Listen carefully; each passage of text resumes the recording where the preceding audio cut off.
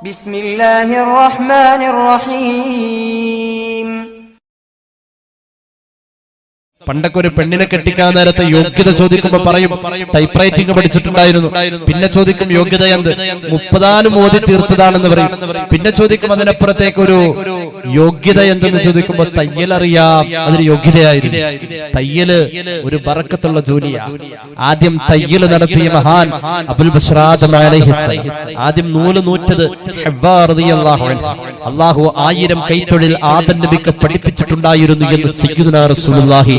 ഭൂമിയിൽ വന്ന മഹാനവറുകൾ ആദ്യം ചെയ്ത കൈത്തൊഴിൽ ഉടുവസ്ത്രം നഷ്ടപ്പെട്ട അവസ്ഥയിൽ സ്വർഗം ഉപേക്ഷിച്ചു വന്നപ്പോ സ്വർഗത്തിന്റെ വസ്ത്രം ഉപേക്ഷിച്ച് ഇലകൾ കൊണ്ട് നാണം മറച്ച ആദം നബി ഈ ഭൂമിയിൽ വന്ന ആദ്യം ചെയ്ത കൈത്തൊഴിൽ അത് തയ്യലാ തുന്നലാ നബിയുനാ റസൂലുള്ളാഹി.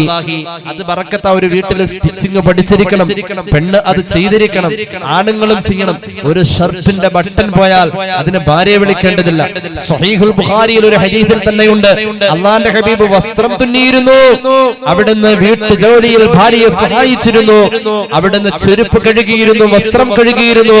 വാങ്ക് വിളിക്കുന്ന നേരത്ത് പള്ളിയിലേക്ക് അതേ സമയത്തിന്റെ ആദ്യ വഖത്തിൽ പോയിരുന്നു സയ്യിദുനാ റസൂലുള്ളാഹി. ഇത് പെണ്ണുങ്ങളിലേക്ക് കുറെ കാര്യങ്ങൾ ചേർത്ത് വെച്ചിട്ട് ആണുങ്ങൾ ഒഴിഞ്ഞു മാറി. മൂപ്പരിങ്ങനെ കരസേനാ മേധാവിയുടെ മാതിരി ആ മുൻവശത്ത് വരുന്ന പത്രവും വായിക്കാൻ വീഡിയോ വലിക്കുക, ഇതിനപ്പുറത്തേക്ക് ഒരു ചിന്ത പുള്ളിക്കില്ല. ആ അവസ്ഥയിലേക്ക് പെണ്ണുങ്ങളെ മാത്രം പരിമിതപ്പെടുത്തുന്ന ഇടപാട് ഇസ്ലാമിലില്ല. അതുകൊണ്ട് നമ്മുടെ വേഷവിധാനങ്ങൾ, ഐഷ ബീവിയോട് ചോദിച്ചില്ല എന്റെ കൂടെ സ്വർഗത്തിലേക്ക് വരണ്ടോ? ആ ചോദ്യത്തിന് എങ്ങനെയാ മറുപടി പറയാ? അല്ലാഹുവിന്റെ ഹബീബ് ചോദിച്ചില്ല. ഇമാം തുർമുദിയുടെ ജാമിഇൽ കാണാം, ഐഷ ബീവിയോട് അല്ലാഹുവിന്റെ റസൂൽ ചോദിച്ചു, എന്റെ കൂടെ സ്വർഗത്തിലേക്ക് വരാനുണ്ടോ? എന്റെ കൂടെ എന്നോട് ഒട്ടി ഒട്ടി ഒട്ടി ഒട്ടി വരാൻ, എന്നോട് ഒട്ടിച്ചേർന്ന് വരാൻ നിനക്ക് ആഗ്രഹമുണ്ടോ? ഐഷാ ബീവിയോട് അല്ലാഹുവിന്റെ ഹബീബ് ചോദിക്കുമ്പോൾ ഐഷാ ബീവി കണ്ണ് നിറഞ്ഞുകൊണ്ടാ പറയുന്നത്, ഉണ്ട് നബിയേ. എന്നാൽ ഐഷാ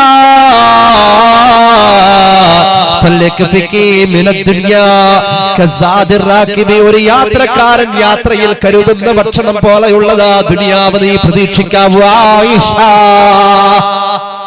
യാത്രയിലെ നമ്മൾ കൊണ്ടുപോകുന്നത് എന്താ? ഒരുപാട് കൊണ്ടുപോകാനൊന്നും പറ്റില്ല. നാളെ അല്ലെങ്കിൽ അതിന്റെ അപ്പുറത്തേക്ക് ഒരു ദിവസത്തേക്കുള്ള ഭക്ഷണം നമ്മൾ ഇവിടെ നിന്ന് യാത്രക്കാരൻ കയ്യിൽ വെച്ചാൽ അത് കേടാവും. യാത്രക്കാരൻ ഉപേക്ഷിക്കുന്ന ഭക്ഷണത്തിന്റെ അളവ് പോലെ ദുനിയാവിനെ നീ പ്രതീക്ഷിക്കാവൂ. അല്ലാഹുവിന്റെ ഹബീബ് പറഞ്ഞു. എന്നാൽ മറ്റൊരു കാര്യം പറയട്ടെ, പെണ്ണെ, സ്വർഗത്തിൽ എന്നോട് ചേരാൻ ഇനി പറയുന്ന നിബന്ധന, ഒരു നെഗളിപ്പ് വരാറുണ്ട് പെണ്ണുങ്ങൾക്ക്. ഒരു 5 പവന്റെ മാല വാങ്ങിയാൽ പിന്നെ അയൽവക്കത്തുള്ളവരോട് മിണ്ടൂല. ഒരു പുതിയ കാറ് വാങ്ങിയാൽ പിന്നെ ഒരല്പം കിബിർ വരാറുണ്ട്. അങ്ങനത്തെ ഒരു കിബിറും പൊങ്ങച്ചവും പെണ്ണെ നിന്റെ മനസ്സിൽ വരല്ലേ. അങ്ങനത്തെ ഒരു പൊങ്ങച്ചം നിനക്ക് വരല്ലേ. നല്ലൊരു മരുമോള് വന്നാൽ ചില അമ്മായിമ്മമാര് മിണ്ടൂല. ചിലപ്പോ അതൊരാഴ്ച നിൽക്കുള്ളൂ. ചിലപ്പോ ഈ മിണ്ടാത്തത് മുഴുവൻ ഒന്നായിട്ട് അപ്പുറം പോയി കൊട്ടും. മരുമോള് പ്രതീക്ഷിച്ച പോലെ ആയില്ലെങ്കിൽ. പക്ഷെ ഒരു നെഗളിപ്പ് വരാറുണ്ട് പെണ്ണുങ്ങൾക്ക്. പൊതുവെ ഒരിത്തിരി കുണുങ്ങല് വരാറുണ്ട്. അത് പാടില്ല. എന്റെ കൂടെ സ്വർഗത്തിലേക്ക് വരാൻ ഇനിയുള്ള നിബന്ധന എന്നറിയുമോ? വലാ തസ്തഖ്ലിഖീ തൗബാ, ഒരു വസ്ത്രവും അത് കീറിയതിന്റെ പേരിൽ പഴഞ്ചനാണെന്ന് പറഞ്ഞു വലിച്ചെറിയല്ലേ പെങ്ങളെ. ആയിഷാ ബീവിയോട് അല്ലാഹുവിന്റെ റസൂൽ പറഞ്ഞതാ, ഒരു വസ്ത്രവും അത് പഴഞ്ചനാണെന്ന് പറഞ്ഞു വലിച്ചെറിയല്ലേ.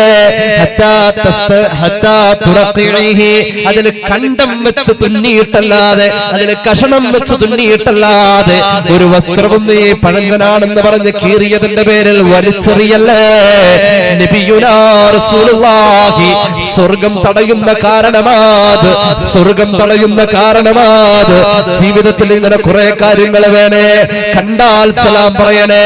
കുടുംബത്തിലേക്ക് കടന്നു വരുമ്പോൾ മക്കളോട് സലാം പറയണേ. പ്രിയപ്പെട്ടവളോട് സലാം പറയണേ. അല്ലാഹുവിന്റെ ഹബീബ് പറഞ്ഞല്ലോ കുടുംബത്തിൽ സ്നേഹമുണ്ടാവാൻ. അനസ് ബിൻ മാലിക്കിനോട് പറഞ്ഞല്ലോ, സ്വഹീഹുൽ ബുഖാരിയിലെ ഹദീസ് കാണാലോ. അനസ്, നിന്റെ വീട്ടിലേക്ക് ചെല്ലുമ്പോൾ കൊച്ചുമോനാ അനസ്, വീട്ടുകാരോട് സലാം പറഞ്ഞാൽ ബറക്കത്തുൻ അലൈക വഅലാ അഹ്ലിക, നിനക്കും നിന്റെ കുടുംബത്തിനും അത് ബറക്കത്താണെന്ന് നബിയുനാ റസൂലുള്ളാഹി. കുടുംബത്തിലേക്ക് ബറക്കത്ത് ഒഴുകി വരാൻ കുടുംബത്തിലുള്ളവരോട് സലാം പറയണമെന്ന് നബിയുനാ റസൂലുള്ളാഹി. ലാ തദ്ഖുലൂ അൽ ജന്നത ഹത്താ തുഅ്മിനൂ, മുഅ്മിനാവാതെ നിങ്ങൾക്ക് സ്വർഗ്ഗമില്ല. വലാ തുഅ്മിനൂ ഹത്താ തഹാബ്ബൂ, നിങ്ങൾ പരസ്പരം സ്നേഹിക്കാതെ മുഅ്മിനുമാവൂല. അവലാ അദുല്ലുകും അലാ ശൈഇൻ ഇദാ ഫഅൽതുമൂഹു തഹാബബതും, ഞാൻ നിങ്ങൾക്കൊരു അമൽ പറഞ്ഞു തരാം. ആ അമൽ ചെയ്താൽ നിങ്ങൾ പരസ്പരം സ്നേഹിക്കും. ആ അമൽ ചെയ്താൽ നിങ്ങൾ പരസ്പരം സ്നേഹിക്കുക വഴി നിങ്ങളുടെ ഈമാൻ വർദ്ധിക്കും. അതുവഴി നിങ്ങൾക്ക് സ്വർഗം പ്രാപിക്കാം. അങ്ങനത്തെ ഒരു അമൽ ഞാൻ നിങ്ങൾക്ക് പറഞ്ഞു തരാം. അഫ്ശുസ്സലാമ ബൈനക്കും, നിങ്ങൾക്കിടയിലെ സലാം നിങ്ങൾ പ്രചരിപ്പിക്കണേ. നിങ്ങൾക്കിടയിലെ സലാം നിങ്ങൾ പ്രചരിപ്പിക്കണേ. കണ്ടാൽ സലാം കൊണ്ടാണ് മിണ്ടൽ വേണ്ടത് എന്നുള്ളതാ നബി തങ്ങളിൽ കാണുന്നത്.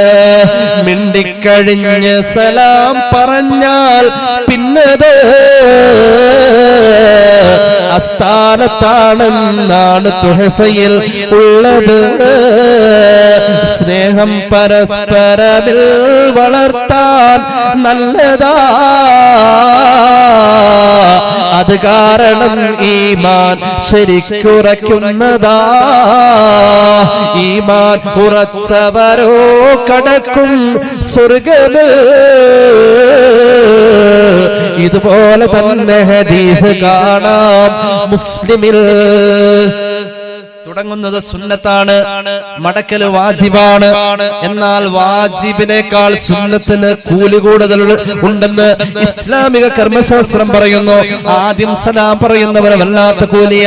ഒരു വഴിയോരത്ത് വെച്ച് എന്നും അബൂബക്കർ സിദ്ദീഖ് റളിയല്ലാഹു അൻഹുവിനെ അലിയാര് തങ്ങൾ കാണാറുണ്ട്.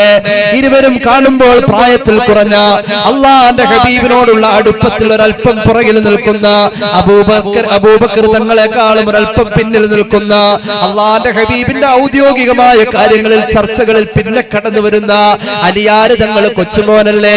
അബൂബക്കർ സിദ്ദീഖ് റളിയല്ലാഹു അൻഹുവിനെ കാണുമ്പോൾ അങ്ങോട്ട് സലാം പറയലായിരുന്നു പതിവ്. ഒരിക്കലതാ ആ വഴിയോരത്ത് എന്നും കാണുന്ന പോലെ കണ്ടപ്പോ അലിയാര് തങ്ങൾ അബൂബക്കർ സിദ്ദീഖ് റളിയല്ലാഹു അൻഹുവിനോട് സലാം പറയാതെ പകച്ചു നോക്കി നിൽക്കുമ്പോൾ സിദ്ദീഖ് തങ്ങളുടെ മുഖം വാടുകയാ. എന്നോട് പിണക്കമാണോ? മഹാനായ സിദ്ദീഖ് തങ്ങൾ അങ്ങോട്ട് സലാം പറഞ്ഞുകൊണ്ട് വിതുമ്പുന്ന ചുണ്ടുകളുമായി തേങ്ങലോട് ഗദ്ഗതത്തോടുകൂടെ ഇലാ ഹദറത്തി റസൂലുള്ളാഹി പുന്നാര പൂമാന്റെ മുന്നിൽ ചെന്നുകൊണ്ട് സങ്കടം പറയാ. നബിയെ, എന്നും ഞങ്ങൾ അവിടെ വെച്ച് കാണുമ്പോ എന്റെ അലി എന്നോട് സ്നേഹത്തോട് ചിരിച്ചിട്ട് സലാം പറഞ്ഞു. ഇന്ന് ചിരിയെ ഉണ്ടായിട്ടുള്ള സലാം പറഞ്ഞിട്ടില്ല നബിയെ. അലിയൻ എന്നോട് പിണക്കമുണ്ടോ എന്ന് വിളിച്ചു ചോദിക്കണേ. അള്ളാന്റെ ഹബീബിന്റെ സദസ്സിലേക്ക് അലിയാര് തങ്ങൾ കടന്നു വന്നപ്പോ ഇരുവരെയും ചേർത്തിരുത്തിയിട്ട് സ്നേഹത്തിന്റെ ഭാഷയിലങ്ങ് വിസ്തരിച്ചപ്പോ അലിയാര് തങ്ങൾ പറയാ, നബിയെ, ഇന്നലെ രാത്രി ഞാനൊരു സ്വപ്നം കണ്ടു. കണ്ടത് അള്ളാന്റെ സ്വർഗത്തിന്റെ അനുഗ്രഹീതമായ അകത്തളമാ. അവിടെ ഞാൻ മനോഹരമായ ഒരു കൊട്ടാരം കണ്ടു നബിയെ. ആ കൊട്ടാരം ആർക്കാണ് ഉള്ളതെന്ന് ഞാൻ അവിടെ അന്വേഷിച്ചപ്പോ രണ്ട് സഹോദരന്മാർ പരസ്പരം കണ്ടുമുട്ടിയാൽ ആദ്യം ആര് സലാം പറയുന്നു അവന് വേണ്ടി ഒരുക്കി വെച്ചിരിക്കുന്ന കൊട്ടാരമാ. കൊട്ടാരമെന്ന് സ്വർഗത്തിന്റെ കാവൽക്കാരനായ മലക്കെനിക്ക് വിവരം തരുമ്പോ അങ്ങ് കഴിഞ്ഞാൽ ഈ പ്രപഞ്ച കടാഹത്തിൽ ഞാൻ ഏറ്റവും കൂടുതൽ ഇഷ്ടം വെക്കുന്നത് എന്റെ പ്രിയപ്പെട്ട അബൂബക്കർ തങ്ങളെ എന്ന് പറഞ്ഞുകൊണ്ട് അലിയാര് തങ്ങളെന്ന് കെട്ടിപ്പുണർന്നുകൊണ്ട് പറയുന്നു, ആ സിദ്ദീഖ് തങ്ങൾക്ക് ആ കൊട്ടാരം കിട്ടാൻ എന്നും ആ കൊട്ടാരം അർഹമാക്കുന്ന ഞാൻ ഇന്നെങ്കിലും എന്റെ സിദ്ദീഖ് തങ്ങൾക്ക് കിട്ടട്ടെ എന്ന് ആഗ്രഹിച്ചു പോയതാ നബിയേ. അല്ലാഹു തൗഫീഖ് നൽകട്ടെ. അതുകൊണ്ട് സലാം പ്രചരിപ്പിക്കണേ.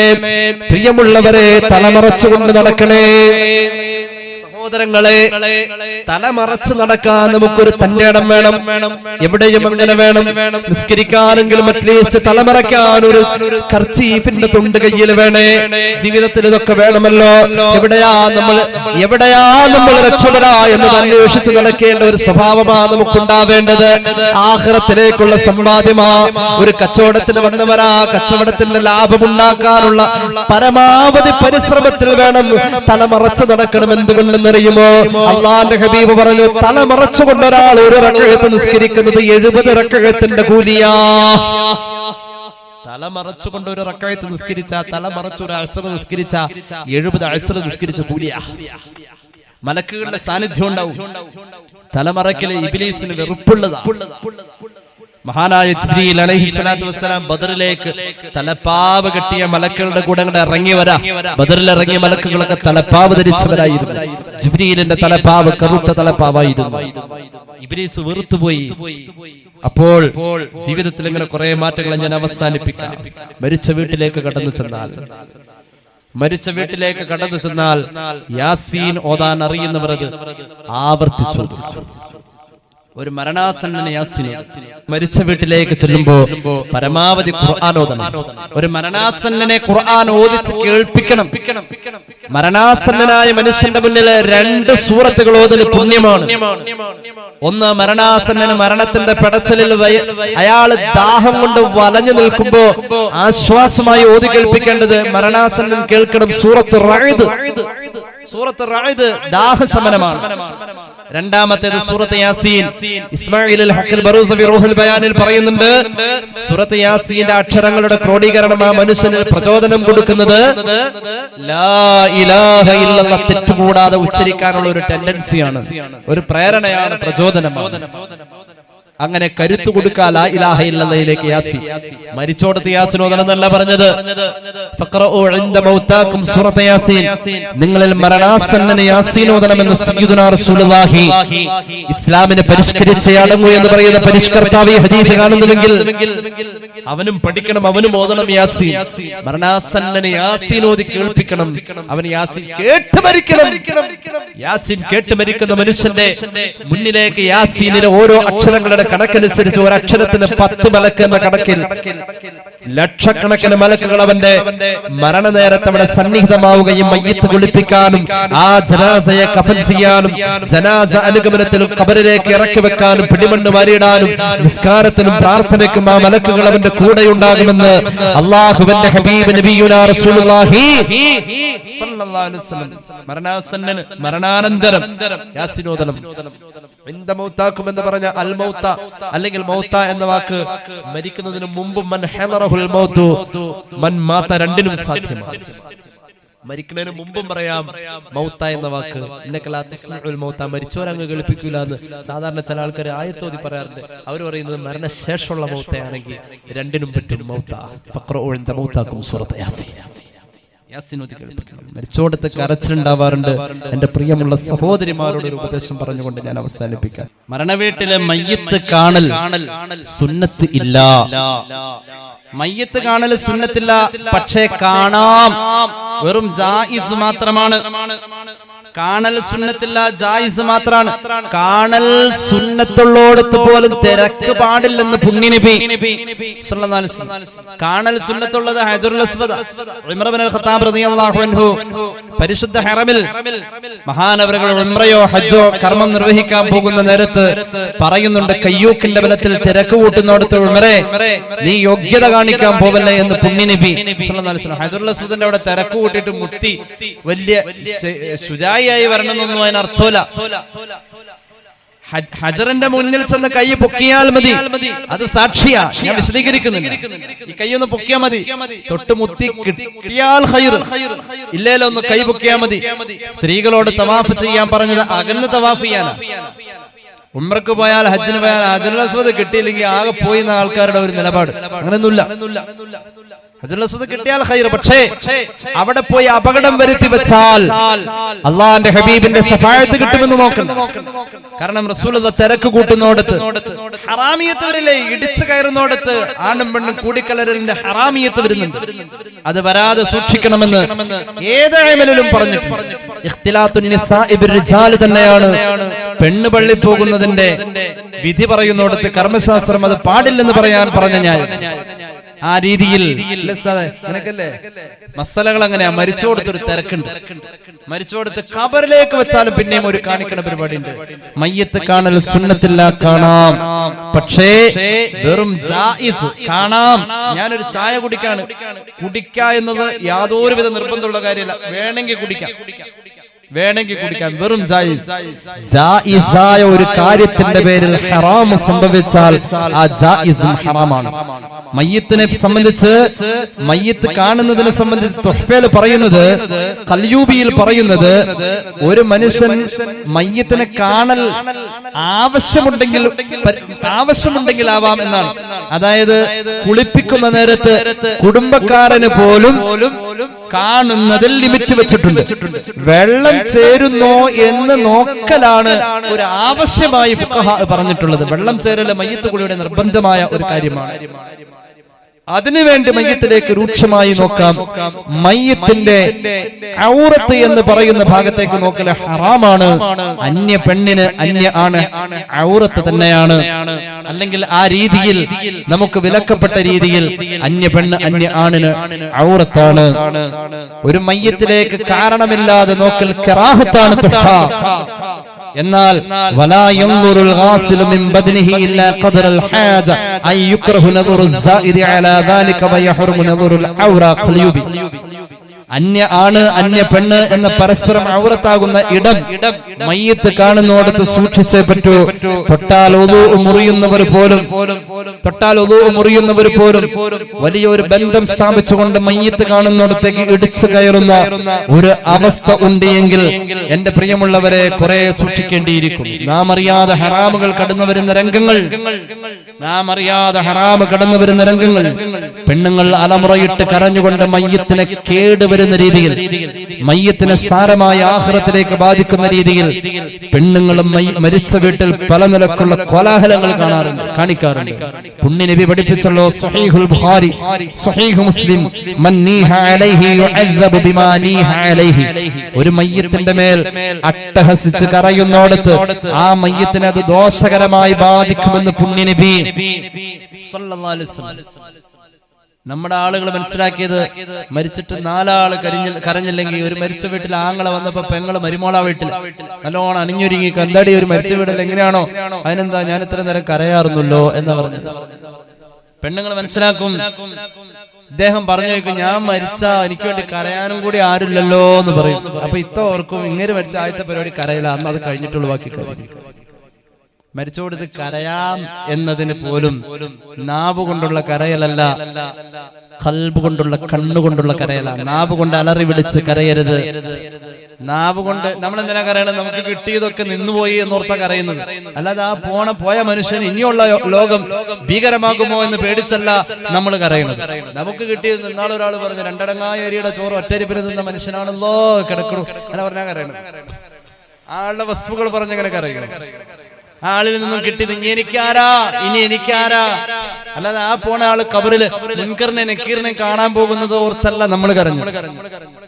അല്ല, നമ്മുടെ സ്വാർത്ഥമായ താല്പര്യത്തിൽ ആ സാധുവിനെ ഇടങ്ങേറാക്കല്ലേ. മരിക്കുന്നതിന് മുമ്പ് പറഞ്ഞു വെച്ചേക്കണം, എന്റെ പേരിൽ പൊട്ടിക്കരയരുത്. കരയാം, വിതുമ്പിക്കരയാം. സിദ്ദീഖ് തങ്ങൾ കരഞ്ഞ പോലെ, ഹബീബിന്റെ വഫാത്ത് അറിഞ്ഞപ്പോൾ കരഞ്ഞ പോലെ. കണ്ണ് കരയണം, ഖൽബ് കരയണം, നാവ് കരയരുത്. ജാഹിലിയ കാലഘട്ടത്തിന്റെ തുടർച്ചയായി എന്റെ സമൂഹം ഒഴിവാക്കാത്ത 4 കാര്യങ്ങൾ, സ്വഹീഹ് മുസ്ലിം. ജാഹിലിയ കാലഘട്ടത്തിലെ 4 കാര്യം എന്റെ സമൂഹം ഒഴിവാക്കൂല. ഒന്നാമത്തേത് അൽ ഫഖ്റു ഫിൽ ഹിസാബ്, കുടുംബ മഹിമ പറഞ്ഞുകൊണ്ട് പൊങ്ങച്ചം നടിക്കാ. രണ്ടാമത്തേത് വാപ്പാക്ക് വിളി, ഉമ്മാക്ക് വിളി എന്റെ സമൂഹം ഒഴിവാക്കൂല.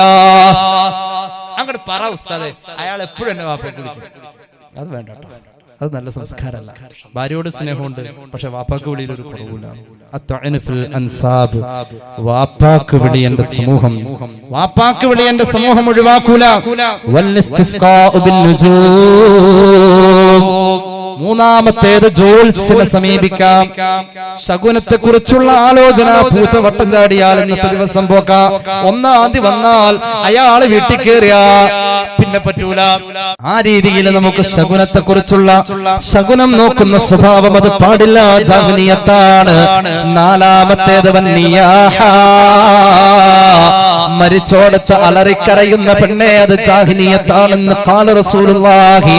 അവസാനം പറഞ്ഞ വിഭാഗത്തെ ഭാഗത്തെ കുറിച്ച് പറയാണ്, അന്നാഇഹതു ഇദാ ലം തതുബ് ഖബല മൗതിഹാ, മരിച്ചോടത്ത് അലറിക്കരഞ്ഞവള്, അവള് മരിക്കുന്നതിന് മുമ്പ് അന്ന് മൂത്താപ്പ മരിച്ചപ്പോ, വാപ്പ മരിച്ചപ്പോ, ആങ്ങള മരിച്ചപ്പോൾ അലറിക്കരഞ്ഞത് ഓർത്ത് വെച്ചുകൊണ്ട് അതിന് പ്രത്യേകം തൗബ ചെയ്തില്ലെങ്കിൽ തുഖാമു യൗമൽ ഖിയാമത്തി വഅലൈഹാ സിർബാലും മിൻ ഖത്റാൻ, നരകത്തിന്റെ ടാർ ഉരുകി ഒലിക്കുന്ന ഒരു കുപ്പായം അവളുടെ ശരീരത്തിലൂടെ അല്ലാഹു ചാർത്തുവെന്ന് നബിയുനാ റസൂലുള്ളാഹി.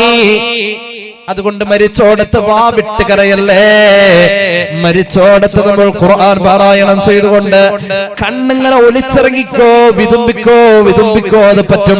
പക്ഷേ നാവ് കൊണ്ട് അലമുറയിട്ട് കരയാൻ പാടില്ല. ആരാ? ജഅഫർ ഇബ്നു അബീ ത്വാലിബ് എന്ന മഹാൻ, അല്ലാഹുവിന്റെ ഹബീബിന്റെ പ്രിയപ്പെട്ട സ്വഹാബത്തിൽ 2 വട്ടം ഹിജ്റ പോയ മഹാനാ. ആഫ്രിക്കയിലെ അബിസീനിയയിലേക്ക് ആദ്യം ഹിജ്റ പോയി, പിന്നീട് മദീനയിലേക്ക് വന്ന മഹാനായ ജഅഫർ അലി ഇബ്നു അബീ ത്വാലിബിന്റെ പ്രിയപ്പെട്ട സഹോദരനാ. അല്ലാഹുവിന്റെ ഹബീബ് പറഞ്ഞല്ലോ, എന്റെ ശരീരത്തിന്റെ അംശമായ എന്റെ ജഅഫർ എന്നെ എങ്ങനെ കാണുന്നുവോ, എന്റെ ആകാര ഭംഗി എങ്ങനെയോ അതുപോലെ തന്നെയാ എന്റെ ജഅഫർ എന്ന് സയ്യിദുനാ റസൂലുള്ളാഹി. അങ്ങനത്തെ മഹാനായ ജഅഫർ ഇബ്നു അബീ ത്വാലിബ് എന്ന മഹാനവറുകൾ മരിക്കുന്നത് മുഅ്തത്തിന്റെ രണഭൂമിയിൽ വെച്ചാ. 90 വെട്ടേറ്റാ മരിക്കുന്നത്. ജഅഫർ റളിയല്ലാഹു അൻഹുവിന് 90 വെട്ടേറ്റ് 41ാമത്തെ വയസ്സിൽ മഹാൻ ഷഹീദാകുമ്പോൾ അദ്ദേഹത്തിന്റെ പ്രിയപ്പെട്ട ഭാര്യയുണ്ടല്ലോ അസ്മാ റളിയല്ലാഹു അൻഹാ, ആത്മീയമായ തർബിയത്ത് ഒരുപാട് കിട്ടിയ പെൺകുട്ടിയാണ്. ഒരു 27-28 വയസ്സൊക്കെ പ്രായമുണ്ടാകാം. പ്രിയപ്പെട്ട ഭർത്താവ് 41 വയസ്സുകാരൻ മരണപ്പെടുകയാ. 90 വെട്ടേറ്റ് മരിക്കുന്ന ജഅഫറിന്റെ ശരീരത്തിലേക്ക് 88ാമത്തെ വെട്ടേൽക്കുന്നത് മഹാനവറുകളുടെ ഇടത്തെ കയ്യിലാ. ഇടത്തെ കയ്യിലാ മഹാനവറുകളുടെ വെട്ടേൽക്കുന്നത്. ഇടത്തെ കയ്യറ്റ് പോയി. മഹാനവറുകൾ പതാക താഴെ വീഴാതെ വലത്തെ കൈ കൊണ്ടെടുക്കുന്നു. മഹാനവറുകൾ വലത്തെ കയ്യിലേക്ക് 89ാമത്തെ വെട്ട് വരുന്നു. ഷോളറിന്റെ ഭാഗം മുതൽക്ക് 2 ഭാഗങ്ങൾ അങ്ങറ്റ് പോകുന്നു. അല്ലാഹുവിന്റെ ഹബീബ് തന്ന പതാക താഴെ വീഴാതെ ജഅഫർ കമിഴ്ന്ന് കിടന്നുകൊണ്ട് കടിച്ചു പിടിക്കുമ്പോൾ അതാ 90ാമത്തെ വെട്ട് വരികയാ.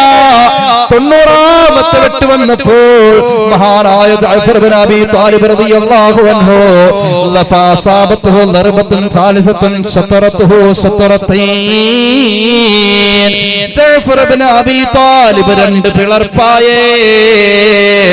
ആ ശരീരത്തെ കൂട്ടിച്ചേർത്തുകൊണ്ട് മനുഷ്യക്കോലമുണ്ടാക്കി തുണിയിൽ പൊതിഞ്ഞിട്ട് വീട്ടിലേക്ക് മയ്യത്ത് കൊണ്ടുവരുമ്പോൾ ചോരയിട്ട് വീഴുന്ന ശരീരം മുറ്റത്ത് പിച്ചവെക്കുന്ന കുഞ്ഞുമക്കൾ ഓടിക്കളിക്കുമ്പോ പ്രിയപ്പെട്ടവള് ഭർത്താവ് വരുന്നത് നോക്കി രുചികരമായ ഭക്ഷണം ഉണ്ടാക്കി കാത്തിരിക്കുമ്പോ മയ്യത്ത് വീട്ടിലേക്ക് വന്നാൽ പെണ്ണ് കരയൂലേ? ആ പെണ്ണ് കരഞ്ഞു മുഅ്മിനെ.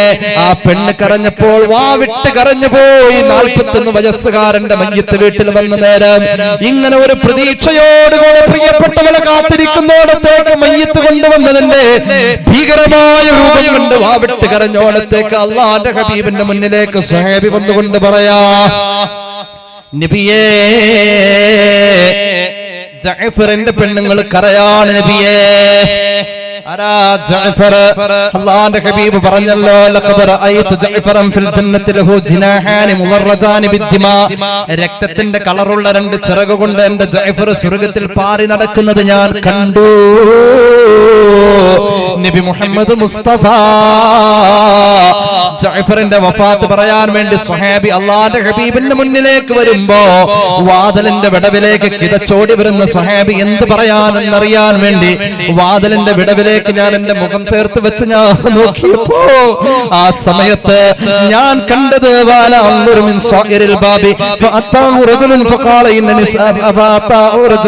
ഒരു സ്വഹാബി വന്നുകൊണ്ട് പറയുമ്പോൾ ജലസ റസൂലുള്ളാഹി, അല്ലാഹുവിന്റെ ഹബീബ് ആ വാർത്ത കേട്ടുകൊണ്ട് ഇരുന്നു പോയി. ഒരു മരണവാർത്ത കേട്ട് റസൂലുള്ളാഹി ഇരുന്നു പോയി. അങ്ങനത്തെ മരണം കേട്ടോടത്ത് പെണ്ണ് കരയാണെന്ന് പറയാൻ സ്വഹാബി ഓടി വന്നു. അല്ലാഹുവിന്റെ ഹബീബ് പറഞ്ഞു, ആ പെണ്ണിനോട് കരയല്ലേ എന്ന് പറ. കരയല്ലേ എന്ന് പറ. രണ്ടാം വട്ടം സഹാബി വന്നു, നബിയെ പറഞ്ഞിട്ട് കേൾക്കണില്ല, വീണ്ടും കരയാ. രണ്ടാം വട്ടവും പറഞ്ഞു അവരോട് കരയല്ലേ എന്ന് പറ, അവരനുസരിക്കുന്നില്ല നബിയെ. മൂന്നാം വട്ടം വന്നു, മൂന്നാം വട്ടം വന്നിട്ട് പറഞ്ഞു വല്ലാഹി ലഖദ് ഗലബനാ യാ റസൂലല്ലാഹ്, ഞങ്ങൾ ആരും പറഞ്ഞിട്ട് ആ പെണ്ണുങ്ങൾ കേൾക്കുന്നില്ല. ജഅഫറിന്റെ വീട്ടിലെ സഹോദരിമാര് കരച്ചിലടക്കുന്നില്ല എന്ന് പറഞ്ഞപ്പോ അല്ലാഹുവിന്റെ ഹബീബ് പറഞ്ഞു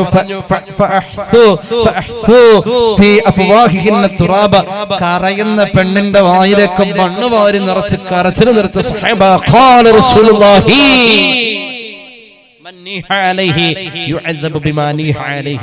മയ്യത്തിന് കേടാ വാവിട്ട് കരയരുത്.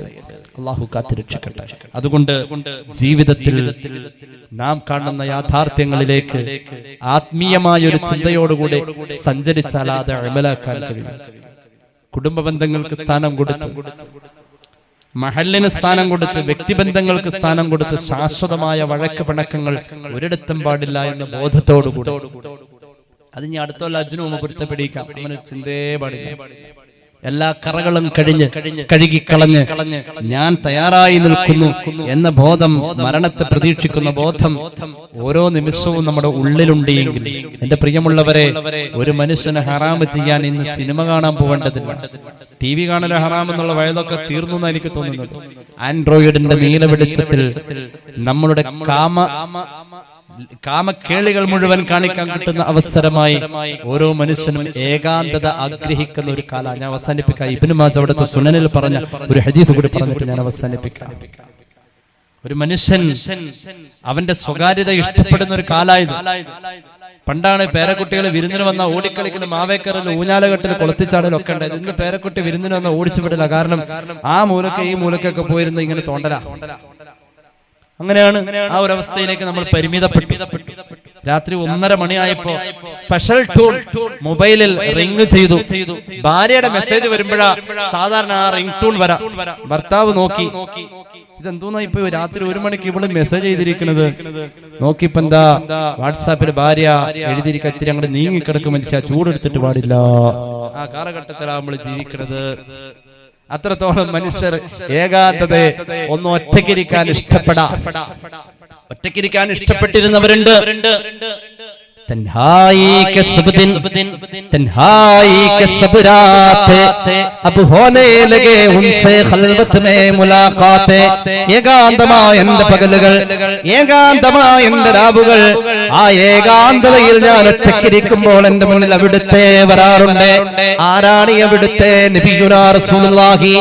സൂര്യനസ്തമിക്കാത്ത ബ്രിട്ടീഷ് സാമ്രാജ്യത്തിന്റെ അധിപനായ ജോർജ് അഞ്ചാമന്റെ മുന്നിൽ ചെന്ന് നിന്നുകൊണ്ട് ലണ്ടനിലെ ബക്കിംഗ്ഹാം കൊട്ടാരത്തിന്റെ മോന്തായം പിടിച്ചു കുലുക്കിയിട്ട്, mister George, I want to get the freedom of my country in my heart, otherwise let me have a 6 feet soil piece in any of Freeland. എടോ ജോർജ്, ഞാൻ പിറന്നു വീണ എന്റെ നാടിന്റെ സ്വാതന്ത്ര്യം ഈ കൈയുടെ വെള്ളയിൽ വെച്ചതാ. ഇല്ലാത്ത പക്ഷം എനിക്ക് കബറിനായി 6 അടി മണ്ണ് സ്വാതന്ത്ര്യമുള്ള ഇടത്തേക്ക് താ. മഹാനായ മൗലാന മുഹമ്മദ് അലി ജൗഹർ അവിടെ നിന്നുകൊണ്ട് പ്രഭാഷണം നടത്തി. ജോർജ് അഞ്ചാമനെ പിടിച്ചു കുലുക്കിയിട്ടുള്ള പ്രഭാഷണം കഴിഞ്ഞിട്ട് ബൈത്തുൽ മുഖദ്ദസിലേക്കാ പോയത്. മഹാനവറുകളുടെ ഖബർ എവിടെയാണ്? ആ മൗലാന മുഹമ്മദ് അലി ജൗഹർ ആഗ്രഹിച്ചത് എന്താണെന്നറിയുമോ? ഒറ്റക്കിരിക്കുമ്പോൾ അവിടുത്തെ വരാറുണ്ട്. ഏകാന്തതയിൽ അല്ലാഹുവിന്റെ ഹബീബ് മുന്നിൽ വരും. മുസ്ലിമേ, 3 ഘട്ടത്തിൽ റസൂലുള്ളാഹി നമ്മുടെ മുന്നിൽ വരാറുണ്ട്. ഒന്നാമത്തെ ഘട്ടം എപ്പോഴാണെന്നറിയോ? ഒരു മുറബ്ബിയായ ശൈഖിന്റെ കൈ പിടിച്ചുകൊണ്ട് മുരീദായി ആ മുറബ്ബിയായ ശൈഖിന്റെ ത്വരീഖത്തിലൂടെ ദിക്റുകൾ സ്വീകരിച്ച് അംഫാസിയായ ദിക്ർ സ്വീകരിച്ചുകൊണ്ട്, അംഫാസിയായ ദിക്ർ എന്ന് പറഞ്ഞാൽ റാത്തീബ് കഴിക്കുമ്പോൾ നമ്മൾ ചൊല്ലാറില്ലേ, ഹാഹി who ഹയ്യൻ who who who yeah Mann who പോലെയുള്ള അംഫാസിയായ ദിക്റുകള് മഹാനായ ചാപ്പനങ്ങാടി ബാപ്പു മുസ്ലിയാരുടെ പ്രിയപ്പെട്ട ഉമ്മ ബിയുമ്മ റളിയല്ലാഹു അൻഹാ കിടന്നുറങ്ങുമ്പോൾ ശ്വാസം വലിക്കുന്ന ശബ്ദമുണ്ടല്ലോ, യാ ഹയ്യോ യാ ഖയ്യൂം. ചന്ദ്രികാ പത്രത്തിന്റെ എഡിറ്റോറിയൽ വായിച്ചിട്ടാ ഞാൻ പറയുന്നത്. യാ ഹയ്യോ യാ ഖയ്യൂം എന്ന ദിക്ർ കേൾക്കാമായിരുന്നു. അംഫാസിയും അൽഫാദിയുമായ ദിക്റിന്റെ ധ്വനികൾ വായിലൂടെ ശ്വസനത്തിലൂടെ നിശ്വാസ ശ്വാസത്തിലൂടെ പുറത്തേക്ക് നിർഗളിക്കുന്ന ഒരു അവസ്ഥയിലേക്ക് നമ്മൾ എത്തുമ്പോൾ ആ മുറാഖബയുടെ ഹാലെന്ന് പറയുന്ന ഏകാന്തതയുടെ ഹാലുണ്ട്. ആ ഏകാന്തതയുടെ ഹാല് അള്ളാന്റെ ഹബീബിനുണ്ടായിട്ടുണ്ട്. ജബലുൻ നൂറിന്റെ മുകളിൽ അള്ളാഹുവിന്റെ ഹബീബ് ഗുഹയുടെ ഇരുട്ടിന്റെ ഗുഹരങ്ങളിൽ ഇരുന്നുകൊണ്ട് ഒരു വിരൽ തുമ്പ് പോലെ കഅബ ശരീഫ് കാണാവുന്ന അകലങ്ങളിലേക്ക് സമുച്ചയത്തിലേക്ക് അവിടുന്ന് ആ ചുട്ടുപൊള്ളുന്ന വെയിലിൽ പോലും അള്ളാന്റെ ഹബീബ് ഏകാന്തത തേടിപ്പോയ മുറാഖബ എന്ന അവസ്ഥയുണ്ടല്ലോ. ലോകത്തുള്ള ഔലിയാക്കൾക്ക് കിട്ടിയിരുന്ന അവസ്ഥയുണ്ടല്ലോ. മഹാന്മാരായ ഔലിയാക്കളുടെ ദിക്ർ സ്വീകരിക്കുന്ന മുറാഖബ ഇരിക്കുന്ന മുരീദിന് കിട്ടുന്ന അവസ്ഥയുണ്ടല്ലോ. ആ അവസ്ഥയിലേക്ക് ഞാനും നിങ്ങളും എത്തുമോ ഇല്ലയോ എന്നത് പ്രതീക്ഷയില്ല. ആ അവസ്ഥയിലിരിക്കുമ്പോ എന്റെ പ്രിയമുള്ളവരെ, തലക്കോട് റസൂലുള്ളവരും മുഅ്മിനേ, നേര്യമംഗലത്ത് റസൂലുള്ളവരും മുഅ്മിനേ, കോതമംഗലത്ത് റസൂലുള്ളവരും മുഅ്മിനേ, ഓടക്കാലിയിൽ റസൂലുള്ളവരും മുഅ്മിനേ, അല്ലാഹുവിന്റെ ഹബീബ് മുന്നിലേക്ക് വരുമെന്നാ പറഞ്ഞത്. എന്റെ ഏകാന്തതയിൽ ഞാൻ ഒറ്റയ്ക്കിരിക്കുമ്പോൾ ഞാൻ അവിടുത്തെ കാണാറുണ്ട്, ഞാൻ അവിടുത്തെ കാണാറുണ്ട്. ബ്രിട്ടീഷ് മജിസ്ട്രേറ്റ് കോടതിയിലേക്ക് 1921 ഒക്ടോബർ മാസം 26-ാം തീയതി കറാച്ചിയിലെ ബ്രിട്ടീഷ് മജിസ്ട്രേറ്റ് കോടതിയിലേക്ക് കയറുമ്പോൾ ഇതേ മൗലാന മുഹമ്മദ് അലി ജൗഹർ അന്ന് പറഞ്ഞിരുന്നു, ഈ കോടതി അള്ളാന്റെ ഹബീബിന്റെ കോടതിയായിരുന്നെങ്കിലേ. അങ്ങനെ അള്ളാന്റെ ഹബീബിനെ ഓർത്തുകൊണ്ട് മാഇസ് ഇബ്നു മാലിക്കിന് നിർദാക്ഷിണ്യം ശിക്ഷ വിധിക്കല്ല ചെയ്തത്. ദാക്ഷിണ്യത്തിന്റെ 6-7 പഴുതുകൾ കാണിച്ചു കൊടുത്ത് ഒരു വലിയ ന്യായത്തെ പഠിപ്പിക്കാൻ മാഇസിന്റെ കുറ്റബോധത്തെ അള്ളാന്റെ ഹബീബ് ആധാരമാക്കിയിട്ട് മഹാനവറുകൾക്ക് രക്ഷപ്പെടാനുള്ള പഴുത് കാണിച്ച കോടതി. പൊന്നുമോള് ഫാത്തിമ കെട്ടാലും കൈത്തണ്ട് വെട്ടിമാറ്റുമെന്ന് പറഞ്ഞ ആ കോടതിയുണ്ടല്ലോ, ബ്രിട്ടീഷുകാരന്റെ കോടതി ആ കോടതിയായിരുന്നുവെങ്കിലെന്ന് ഞാൻ ആഗ്രഹിച്ചു എന്ന് പറഞ്ഞ ആ ഏകാന്തതയിലെ ആ ഒരു ചിന്തയുണ്ടല്ലോ, അല്ലാഹുവിന്റെ ഹബീബ് വരുന്ന ഒരവസ്ഥയുണ്ടല്ലോ. അപ്പൊ റസൂലുള്ളാഹിനെ നമുക്ക് മുന്നിൽ കാണാം. അല്ലാഹു തൗഫീഖ് നൽകട്ടെ. രണ്ടാമത് നമുക്ക് കാണാൻ കഴിയുന്നത് എപ്പോഴാണെന്നറിയുമോ? സ്വപ്നത്തിൽ കാണാൻ പറ്റും. അത് ഓരോരുത്തരുടെ അടുപ്പമനുസരിച്ച് കൊണ്ട് സ്വപ്നം യഖ്ലത്തായി മാറുകയാ. മഹാന്മാരായ പലരുടെയും ജീവിതത്തിൽ മഹാനായ ഇമാം നുബാത്തി റഹ്മത്തുള്ളാഹി അലൈഹിയുടെ വഫാത്തിന്റെ 17 ദിവസം മുമ്പ് അല്ലാഹുവിന്റെ ഹബീബിനെ കാണുമ്പോ അവിടുത്തെ ഉമിനീര് ഇറ്റിച്ചു കൊടുത്ത ചരിത്രം പറയുന്നുണ്ടല്ലോ. ആ ഉമിനീരിന്റെ വാസന ആ ബെഡ്റൂം മുഴുവനും നിറഞ്ഞിരുന്നു. അവസാനം ഞാൻ കഴിച്ചത് റസൂലുള്ളാഹി അല്ലാഹുവിന്റെ ഹബീബിന്റെ ഉമിനീരാണെന്ന് പറഞ്ഞിരുന്നു ആ മഹാൻ. അത്രത്തോളം സ്വപ്നത്തിൽ കാണാൻ പലർക്കും പല രീതിയിൽ കഴിയുന്നു. അവരുടെ ആത്മീയതയുടെ അളവനുസരിച്ച് കൊണ്ട് കാണാൻ കഴിയുന്നു. അല്ലാഹു തൗഫീഖ് നൽകട്ടെ. ഇക്കഴിഞ്ഞ വർഷം, ഈ വർഷമല്ല, ഇക്കഴിഞ്ഞ വർഷം റജബില് ബഹുമാന്യനായ എന്റെ പ്രിയ സുഹൃത്ത് നൗഷാദ് ബാഖയുടെ വരവൂരത്ത് ദുആ കഴിഞ്ഞ് അവിടെ വെച്ചുകൊണ്ട് ഞാനുണ്ട് ആ സദസ്സിൽ സ്വലാത്ത് ചൊല്ലാൻ വേണ്ടി ഏൽപ്പിക്കുമ്പോൾ കൈപൊക്കിയവരുണ്ടാകും, അവിടെ ഏറ്റെടുത്തവരുണ്ടാകും.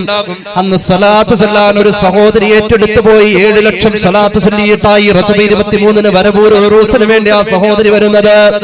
ആ സഹോദരി പേര് വെളിപ്പെടുത്താതെ ആ സ്റ്റേജിലേക്ക് എഴുതി കൊടുത്തു. 7 ലക്ഷം സ്വലാത്ത് എനിക്ക് ചൊല്ലാൻ കഴിഞ്ഞപ്പോ 3 വട്ടം ഞാൻ അല്ലാഹുവിന്റെ ഹബീബിനെ സ്വപ്നം കണ്ടേ. അല്ലാഹു തൗഫീഖ് നൽകട്ടെ, അല്ലാഹു തൗഫീഖ് നൽകട്ടെ, അല്ലാഹു തൗഫീഖ് നൽകട്ടെ. അല്ലാഹുവിന്റെ ഹബീബിനെ കാണാൻ മൂന്നാമതൊരു അവസരം എപ്പോഴാണെന്നറിയുമോ? സ്വലാത്തിന്റെ ചൈതന്യം കൊണ്ട് ഹൃദയത്തിൽ കുമിഞ്ഞുകൂടിയിരിക്കുന്ന പാപഭംഗിലമായ കറകളുടെ കൂമ്പാരത്തെ പറിച്ചെറിയാൻ നമുക്ക് കഴിയണം. മൂന്നാമത് നമുക്ക് മരണനേരമുണ്ട് മുസ്ലിമേ. ആ മരണനേരത്ത് നമ്മൾ ലാ ഇലാഹ ഇല്ലല്ലാഹ് മാത്രം പറയുമ്പോ എവിടെയും മുഹമ്മദ് റസൂലുള്ളാഹി ചേർത്ത് പറഞ്ഞിട്ടുള്ള ലാ ഇലാഹ ഇല്ലല്ലാഹ് ആ ഒരു രംഗത്തിൽ തനിച്ചു പറയുകയാ. എന്തുകൊണ്ടെന്നറിയുമോ? മുഹമ്മദ് റസൂലുള്ളാഹി മുന്നിലുണ്ട്. അസ്റായിലിന്റെ ഭീകരമായ മുഖത്തേക്ക് നോക്കാതെ മുത്തായ നബിയുടെ മുഖത്ത് നോക്കി പുഞ്ചിരിച്ചു മരിക്കാൻ, അവിടുന്ന് ചിരിച്ചു കാണിക്കുമ്പോൾ ആ ചിരിയിലേക്ക് നോക്കി മരിക്കാൻ. എന്റെ പ്രിയമുള്ളവരെ, നമ്മുടെ ഏകാന്തതയിൽ റസൂലുള്ളാഹി കടന്നു വരും വിധം സ്വലാത്തിലേക്ക് കൂടണേ. അവസാന കാലഘട്ടത്തിൽ ഒരു സമൂഹം വരാനുണ്ട്. ആഖിറത്തിലേക്ക് അവർ മലക്കൂമ്പാരം പോലെ വലിയ അമലിന്റെ കൂമ്പാരമായി വരുമേ. ഒറ്റ നിമിഷം കൊണ്ട് ധൂളിയായി പറന്നു പോകുമേ. ആരാണ് നബിയെ അവർ? ആരാണ് നബിയെ അവർ? അവർ നിങ്ങളിൽപ്പെട്ടവരാ, നിങ്ങളുടെ സഹോദരങ്ങളാ. എന്താ നബിയെ? മഹാനായ സൗബാൻ എന്ന സ്വഹാബി എഴുന്നേറ്റുകൊണ്ട് കുതറി കുതറി ചോദിച്ചു കൊണ്ടിരിക്കുക, നബിയെ അവർ ചെയ്യുന്ന ആ മോശമായ പ്രവർത്തനം എന്താ? അവരുടെ അമല് ഉപകാരപ്പെടാതെ പോവാനുള്ള കാരണം എന്താണെന്ന് ചോദിക്കുമ്പോൾ അല്ലാഹുവിന്റെ ഹബീബ് പറയാ, ഏകാന്തതയിൽ അവർ ഹറാമിലേക്ക് ലയിക്കാണ് സ്വഹാബ. ആൻഡ്രോയിഡിന്റെ ആപ്പിളിന്റെ നീല വെളിച്ചത്തിലേക്ക് ലൈംഗികമായ തൃഷ്ണയെ വളർത്തിയെടുക്കാനും ലൈംഗിക ലൈംഗികമായ ഉത്തേജനങ്ങളിലേക്ക് ഒരു മനുഷ്യൻ ഇഴകിച്ചേരാനും എല്ലാ ലീലാവിലാസങ്ങൾക്കും വേണ്ടി ഏകാന്തതയും ഇഷ്ടപ്പെടുന്ന നെറ്റ്വർക്കിന്റെ സൗകര്യത്തിലേക്ക് പോകുന്ന ഓരോ സമയങ്ങളിലേക്കും അള്ളാഹുവിന്റെ ഹബീബ് പറഞ്ഞ ഈ വാക്ക് നമ്മുടെ ഓർമ്മയിലുണ്ട് എങ്കിൽ ആ ഓർമ്മ നമ്മുടെ മനസ്സിന് ഉത്തേജനം നൽകണമെങ്കിൽ സ്വലാത്ത് വേണം. മുഅ്മിനേ 91 കിലോമീറ്റർ യാത്ര ചെയ്തിട്ടാ ഞാൻ ഇവിടെ വന്നതെന്ന് പറഞ്ഞല്ലോ. ഒന്നും തരണ്ട നിങ്ങൾ, ഞാൻ ഇനി ചോദിക്കുന്നു ഒന്ന് തന്നേ പറ്റോ. ഈ അനുഗ്രഹീതമായ സദസ്സിൽ വെച്ചുകൊണ്ട് ഞാൻ ചോദിക്കാം, എന്റെ ഹബീബിനെ ഒന്ന് തൃപ്തിപ്പെടുത്താൻ, എന്റെ ഹബീബിനെ ഒന്ന് സ്വപ്നത്തിൽ കാണാൻ അനുഗ്രഹീതമായ സദസ്സിൽ വെച്ചുകൊണ്ട് ഞാൻ ചോദിക്കുന്നു, എന്റെ സദസ്സിനോട് ചോദിക്കുന്നു, മുടങ്ങാതെ 100 സ്വലാത്ത് ചൊല്ലാൻ, മുടങ്ങാതെ 100 സ്വലാത്ത് ചൊല്ലാൻ ഈ കാണുന്ന സദസ്സിൽ വന്നിരിക്കുന്ന സഹോദരങ്ങൾക്ക് സഹോദരിമാർക്ക് ആർക്കൊക്കെ താല്പര്യമുണ്ടെന്ന് കൈ പൊക്കുമോ? റൗളാ ശരീഫിൽ വെച്ചുകൊണ്ട് അള്ളാന്റെ ഹബീബ് കാണട്ടെ. 100 സ്വലാത്ത് ജീവിതത്തിൽ മുടങ്ങാതെ ചൊല്ലാൻ താല്പര്യമുള്ളവർ ഖുലൂ തക്ബീർ, ഖുലൂ തക്ബീർ, ഖുലൂ തക്ബീർ. ധന്യമായി പതിരാവ്, ധന്യമായി. മറ്റൊരു സമ്പാദ്യവും നമുക്ക് വേണ്ട, മറ്റൊരു സമ്പാദ്യവും വേണ്ട. അലറി വിളിക്കുന്ന തിരമാലയെ കീറിമുറിക്കാൻ കയ്യിലുള്ള അചഞ്ചലമായ അത്ഭുതത്തിന്റെ വടി, സ്വർഗത്തിന്റെ ആജന്ത മരത്തിന്റെ ശിഖരമായി മഹാനായ ആദം നബി കൊണ്ടുവന്ന വടി മൂസാ നബിയോട് അടിക്കാൻ പറഞ്ഞു. അല്ലാഹു കടല് പിളരാൻ മൂസാ നബി ബിസ്മി ചൊല്ലി അടിച്ചു, കടല് പിളർന്നില്ല. അല്ലാഹുവോട് ചോദിച്ചു, എന്തേ റബ്ബേ കടല് പിളരാത്തതിന്റെ മറിമായമെന്താ? അല്ലാഹു ചോദിച്ചു, ബിസ്മിയോടുകൂടെ അങ്ങ് ചൊല്ലിയോ സ്വലാത്ത്? ഉറക്കെ സല്ലല്ലാഹു അലാ മുഹമ്മദ് സ്വലാത്ത് ചൊല്ലിയിട്ട് കടലിലടിച്ചോ മൂസ നബിയേ. കടല് പിളരട്ടെ, കടലിൽ പിളർത്തിയ സ്വലാ സ്വർഗത്തിനേക്കാൾ അപ്പുറത്തേക്ക് വിലയിട്ടുകൊണ്ട് ആദം നബിയുടെ മെഹറായി അല്ലാഹു നിശ്ചയിച്ച സ്വലാ ജീവിതത്തിൽ മുടങ്ങൂല. 100 എനിക്കുണ്ട്. കൊതി കൊണ്ട് ചോദിക്കാ, ഒന്നുകൂടി കൈപൊക്കുമോ? ഒന്നുകൂടി കൈപൊക്കുമോ? ആദ്യം പൊക്കാൻ മടിച്ചിരുന്നവർക്ക് ഒരു ആവേശമാവട്ടെ. ഖുലൂ തക്ബീർ, ഖുലൂ തക്ബീർ. അല്ലാഹുവേ ഖബൂലാക്ക് തമ്പുരാനെ, ഖബൂലാക്ക് തമ്പുരാനെ. ഈ ഉള്ളവൻ വന്നുകൊണ്ട് പറഞ്ഞതും കേട്ടതും എന്നെ കേട്ടിരുന്നവരും കാത്തിരുന്നവരും അനുഗ്രഹീതമായ സദസ്സ് സ്വീകരിക്കുക അല്ലാഹ്. ഞങ്ങളെ ഖബൂലാക്കുക അല്ലാഹ്, ഖബൂലാക്കുക അല്ലാഹ്. അവസാനം പറയാൻ ഞങ്ങളുടെ നാവിൻ തുമ്പിലേക്ക് നീ ലാ ഇലാഹ ഇല്ലല്ലാഹ് തരണേ അല്ലാഹ്. അവസാനം കേൾക്കാൻ നിന്റെ ഖുർആൻ തരണേ അല്ലാഹ്. അവസാനം കാണാൻ നിന്റെ ഹബീബിന്റെ ഭൂവദനം തരണേ അല്ലാഹ്. അല്ലാഹുമ്മ തവഫനാ മുസ്ലിമീന വഅൽഹിഖനാ ബിസ്സാലിഹീൻ. നീ സ്വീകരിക്കണേ അല്ലാഹ്, സ്വീകരിക്കണേ അല്ലാഹ്. മാരക രോഗങ്ങളിൽ നിന്ന് കാക്കണേ അല്ലാഹ്, അപകടങ്ങളിൽ നിന്ന് കാക്കണേ അല്ലാഹ്, അപകട മരണങ്ങളിൽ നിന്ന് കാക്കണേ അല്ലാഹ്. അല്ലാഹുവേ ദിവസങ്ങളോളം നീണ്ടു നിൽക്കുന്ന ഈ പരിപാടികൾ മുഴുവനും നീ കബൂലാക്കുക അല്ലാഹ്. ഇതിന്റെ പരിശ്രമങ്ങൾ നീ സ്വീകരിക്കണേ അല്ലാഹ്. അല്ലാഹുവേ ഇതിനു വേണ്ടി ഓടി നടക്കുന്നവർ, ഈ ഉള്ളവന് ഭക്ഷണം തരുന്ന വീട്ടുകാരടക്കമുള്ള ഇതിനോട് സഹകരിക്കുന്നവർ, സഹായിക്കുന്നവർ, ഇവിടെ വരാനുള്ള മഹാനായ സയ്യിദ് അവറുകൾ, അല്ലാഹുവേ ഞങ്ങളുടെ എല്ലാം നീ കബൂലാക്കണേ അല്ലാഹ്.